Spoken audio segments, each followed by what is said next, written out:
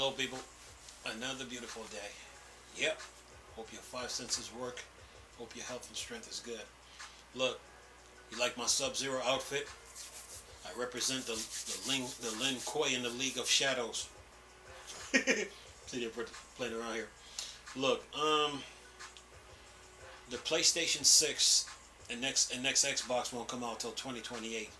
So this is what 2022, 2023, 2024, 2026, 2027, 2028. Another 6 years. So you got 6 years to wait for PlayStation 6.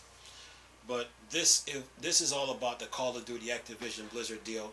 It's exposing a lot of things, and it's revealing that the next PlayStation and Xbox won't come out till about 2028, 6 years from now.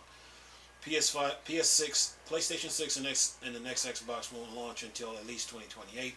Sony and Microsoft suggest. New court document indicate a release date after 2027. Sony already had a rough idea of when the PS6 will launch, according to new file court documents, and Microsoft is following the same rough timeline for the next Xbox. Console life cycles are anyone's guess these days, but PlayStation usually run about 6 or 7 before they release it by the next one. Since Sony launched the PlayStation 5 in November 2020, the general, admittedly unreliable rule would indicate a new PlayStation launch somewhat around 2027. However, in a new argument to the UK government in objection to Microsoft Activision Blizzard purchase, Sony suggests the PlayStation 6 probably won't launch until 2027. In the latest filings, Sony says that Microsoft offers to keep Activision Blizzard games on PlayStation until 2027 should its acquisition of Call of Duty publisher goes through. Sony argument is that if that timing holds through, the PlayStation 6 would have to launch without Call of Duty and other popular Activision games, which could influence people to switch over to Xbox and thereby make the market less competitive. Sony mentioned what it thinks might be the PlayStation launch window, and although the portion of the filing is redacted, we can assume it after 2027. Redacted mean that they keep some confidential information out, but only reveal it when the courts need it. But anyway, said by the time of the Sony Incorporated launch, the next generation of its PlayStation console, which is likely to occur around, then it says redacted, it would have lost access to Call of Duty and other Activision titles, making it extremely vulnerable to consumers switching and subsequently degrading in its competitiveness. Then it says, in its own report, Microsoft agreed with Sony time frame. Indeed, the next new generation of consoles are not expected to be released before the fall of 2028 at the very earliest, the company wrote.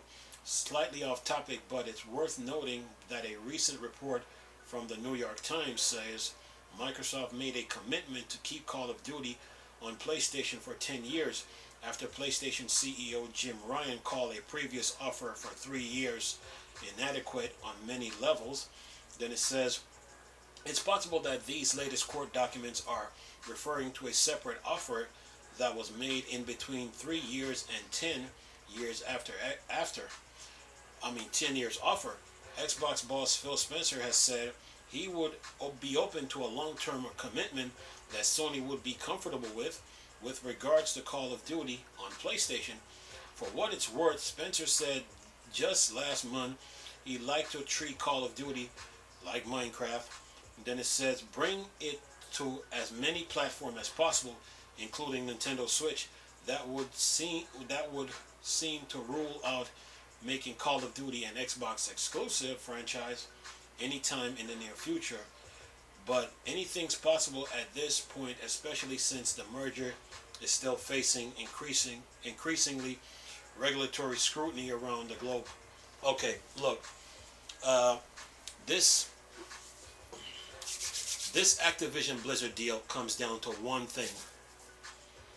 This is Sony putting pressure on the investors to back out the deal.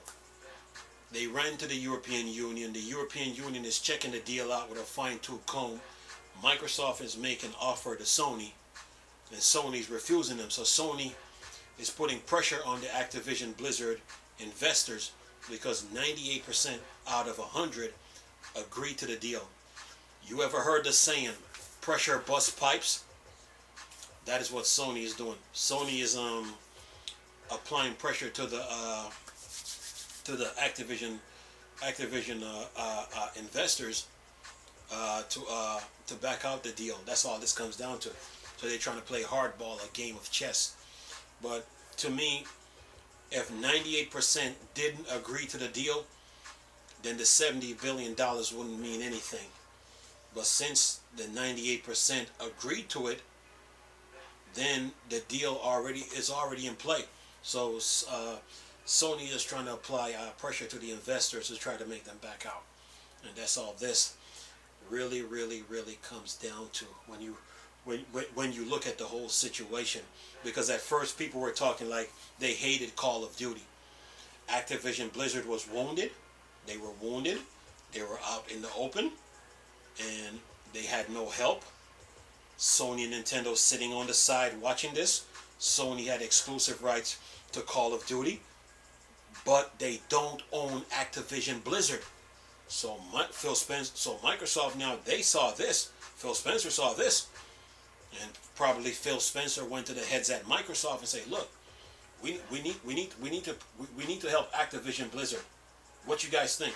Then the heads at Microsoft looking at the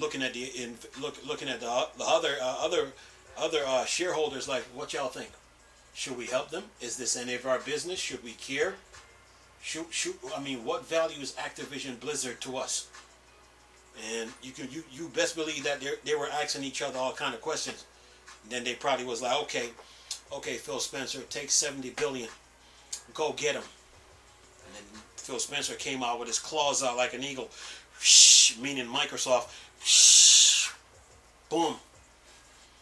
The deal is done like an eagle that catches fish out of water. Boom, got him. And then the effects, the after effects is felt.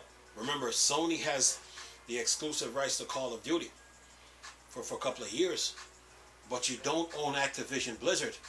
So when Activision Blizzard was wounded, you did not step in to help them. You just sat there. You were only thinking about Call of Duty. You weren't looking at the bigger picture. So what you're doing now is running to Europe, and then Europe is checking this deal out with a fine-tooth comb, and then Microsoft is making you offers.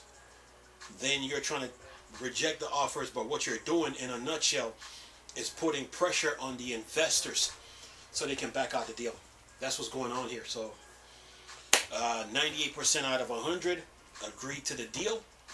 2% didn't, and that's where it's at. You know, so you, like I said before, like they say on Black Ops 4, first come, first serve. You know. But like the other saying goes, pressure busts pipes. So what Sony is doing is putting pressure on the investors to make them back out the deal.